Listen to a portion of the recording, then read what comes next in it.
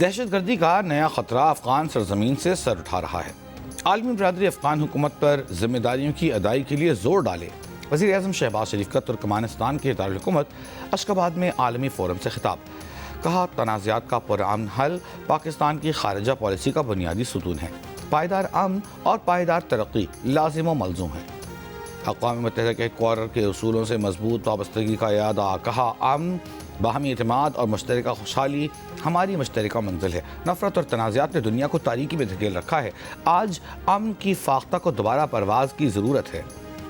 اس سے پہلے شہباز شریف نے اشخاباد میں ترکمانستان کے صدر اور عالمی فورم میں شریک رہنماؤں کے ہمراہ یادگار غیر جانبداری کا دورہ کیا، پھول رکھے۔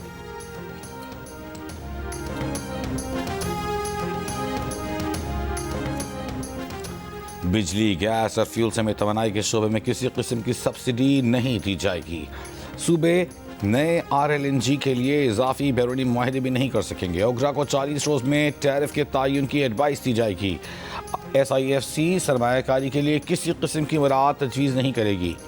پاکستان نے قرض پروگرام کے لیے IMF کی 23 کڑی شرائط مان لی۔ IMF شرائط توانائی، مالیاتی، سماجی، اسٹرکچرل، مانیٹری اور کرنسی سے متعلق ہیں۔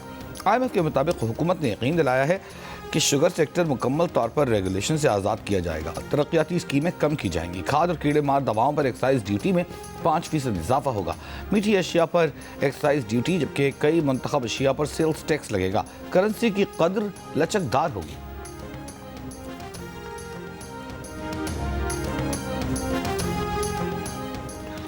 وزیر دفاع خواجہ آصف کا کہنا ہے کہ 9 مئی کے واقعات میں army chief field marshal Asim Munir کی تعیناتی پلٹنے کا منصوبہ تھا، جس میں فیض حمید شامل تھے اور افرادی قوت بانی PTI نے فراہم کی تاکہ بانی PTI دوبارہ اقتدار میں آ جائیں اور فیض حمید اور جنرل باجوہ کی دکانداری دوبارہ شروع ہو جائے۔ جنرل باجوہ نے پہلے فیض حمید کو چیف بنوانے کی کوشش کی، بعد میں دیگر نام لائے۔ جنرل باجوہ نے موجودہ آرمی چیف کی تعیناتی روکنے کے لیے سخت دباؤ ڈالا تھا، ٹیک اوور کرنے تک کی دھمکی دی تھی اور توسیع بھی مانگی تھی۔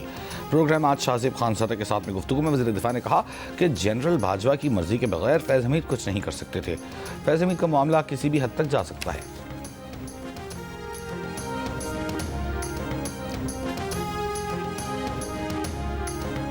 PTI رہنما شوکت یوسفزئی نے کہا ہے کہ کس قانون کے تحت بانی PTI سے ملاقاتیں روکی جا رہی ہیں۔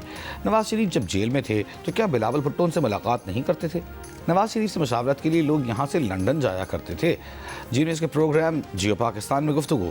شوکت یوسفزئی نے کہا کہ بانی PTI پر کرپشن کا کوئی الزام نہیں، دیگر الزامات بھی ختم ہو جائیں گے۔ اچھا برا وقت آتا رہتا ہے، موجودہ وقت اچھا نہیں۔ ذوالفقار بھٹو کو سزا ہوئی تو لوگوں نے کہا پیپلز پارٹی ختم ہو گئی، لیکن ایسا نہیں ہوا۔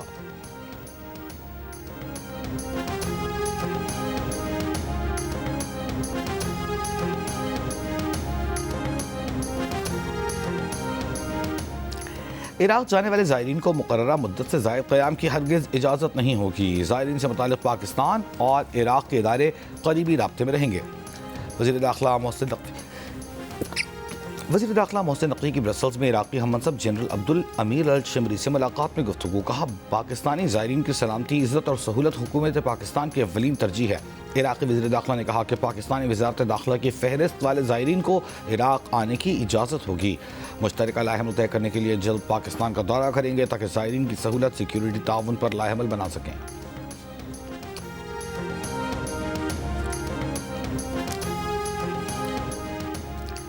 وزیر اعلیٰ پنجاب مریم نواز سے نیدرلینڈز کے سفیر رابرٹ جان سیگریٹ کی ملاقات۔ تجارت، سرمایہ کاری، زراعت، پانی کے انتظام اور دیگر امور پر گفتگو۔ اعلیٰ تعلیمی اداروں، ٹیکنیکل ٹریننگ، واٹر مینجمنٹ کی تعلیم اور تحقیق میں ڈچ تعاون بڑھانے پر اتفاق۔ مریم نواز نے کہا کہ ڈچ کمپنیز کی پاکستان میں موجودگی سرمایہ کاروں کا اعتماد اور حوصلہ افزائی ہے۔ پاکستان اور نیدرلینڈز کے باہمی تعلقات مشترکہ ترقی اہداف پر مبنی ہیں۔ پاکستان اور نیدرلینڈز کے درمیان تعاون کو مزید آگے بڑھانے کے خواہاں ہیں۔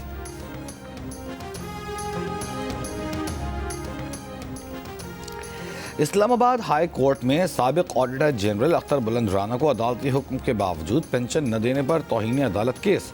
عدالتی حکم پر عمل درآمد کی بجائے انٹرا کورٹ اپیل کے باعث وقت مانگنے پر عدالت برہم۔ جسٹس محسن اختر کیانی نے ریمارکس دیے کہ انٹرا کورٹ اپیل زیر سماعت ہے تو ہمارا حکم معطل کروا لیں، ورنہ عدالتی حکم پر عمل درآمد کریں۔ عمل درآمد نہ ہوا تو اکاؤنٹنٹ جنرل اور آڈیٹر جنرل کے اکاؤنٹس منجمد کر دیں گے۔ دوران سماعت جسٹس محسن کیانی کا سابق چیف جسٹس افتخار چودھری تشدد کیس کا بھی حوالہ. کہا افتخار چودھری پر جن پولیس افسران نے تشدد کیا تھا انہیں سزا ہوئی. اب وہ سارے افسران ریٹائرڈ ہو گئے, سب سزا یافتہ تھے, وہ جیل بھی نہیں گئے, سارے پینشن بھی لے رہے ہیں. ساری بیوروکریسی اور ایگزیکٹو مل کر جوڈیشری سے مذاق کر رہی ہے. جب دل کرتا ہے عدالتی آرڈر مان لیتے ہیں, جب دل کرتا ہے نہیں مانتے. حکم پر عمل نہ ہونے سے لوگوں کی نظر میں عدالت کا اعتماد کم ہو جاتا ہے. کیس کی سماعت 12 جنوری تک ملتوی.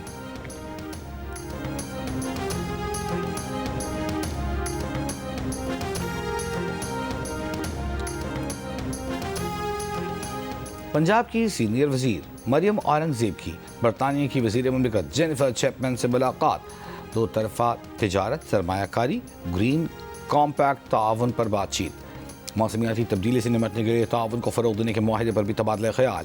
مریم اورنگزیب نے برطانیہ کی وزیر برائے عالمی ترقی کو لاہور آنے اور بسنت منانے کی دعوت دی. ملاقات میں پاکستان میں حالیہ سیلاب اور پنجاب کے بروقت پیش کی رد عمل پر بھی بات ہوئی. ملاقات میں برطانوی ہائی کمشنر جین میریٹ بھی شریک تھیں.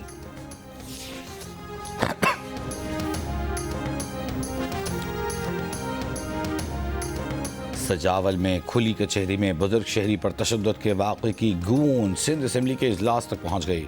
رہنما MKM علی خورشیدی نے کہا منسٹر صاحبہ کی کھلی کچہری میں ایک شخص کو فٹ بال کی طرح مارا گیا. اس شخص پر شکایت کرنے پر پولیس کی موجودگی میں تشدد ہوا. ایوان کو بتایا جائے کہ اس شخص کا کیا ہوا. سینئر صوبائی وزیر شرجیل میمن نے جواب دیا کہ ہر شہر میں ہر وزیر جا کر کھلی کچہری میں شکایات سنتا ہے, حل کرتا ہے. کل افسوسناک واقعہ ہوا. اس بزرگ کا زمین کا مسئلہ تھا, پولیس نے وہاں کنٹرول کیا, کوئی جانی نقصان نہیں ہوا. وزیر داخلہ ضیاء الانجار نے کہا سجاول کے واقعے کا نوٹس لیا ہے, تحقیقات ہوں گی, واقعے میں جو ذمہ دار ہوا اسے سزا ملے گی. گزشتہ روز وزیر برائے ترقی نسواں سندھ شاہینہ شیر علی کی کھلی کچہری میں بزرگ شہری اور اس کے بیٹوں پر مخالفین نے تشدد کیا.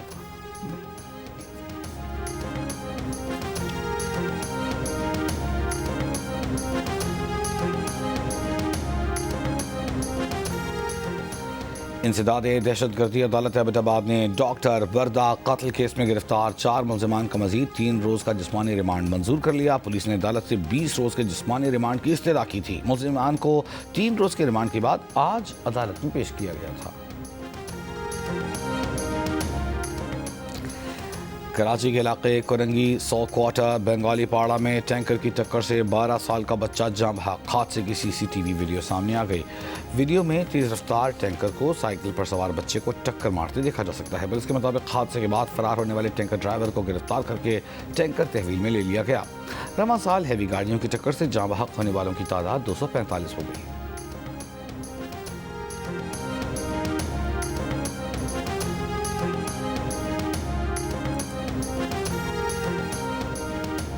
افغان طالبان رجیم میں انسانی حقوق کی سنگین خلاف ورزیوں اور خواتین پر وہمانہ تشدد پر عالمی برادری کی شدید تنقید. افغان میڈیا آماج نیوز کے مطابق 56 ممالک نے مشترکہ بیان میں انسانی حقوق اور خواتین کے حقوق کی خلاف ورزیوں کی سخت مذمت کی. مشترکہ بیان میں کہا گیا ہے کہ افغانستان میں خواتین کو امتیازی سلوک اور بے توقیری کا سامنا ہے. اقوام متحدہ کے سیکرٹری جنرل کے نائب نمائندہ خصوصی برائے افغانستان کا کہنا ہے کہ افغانستان میں خواتین اور لڑکیوں کو عوامی زندگی میں تمام شعبوں سے منظم طور پر باہر رکھا جا رہا ہے.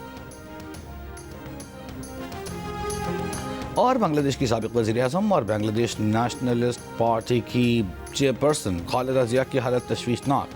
ڈھاکہ کے اسپتال میں زیر علاج خالدہ ضیاء کو الیکٹیو وینٹیلیٹر پر منتقل کر دیا گیا. بنگلہ دیشی میڈیا کے مطابق میڈیکل بورڈ کا کہنا ہے کہ خالدہ ضیاء سانس کی تکلیف کے ساتھ اضافی طبی پیچیدگیوں میں مبتلا ہے. 80 سالہ خالدہ ضیاء دل اور پھیپھڑوں میں انفیکشن کی شکایت پر 23 نومبر سے اسپتال میں داخل ہے.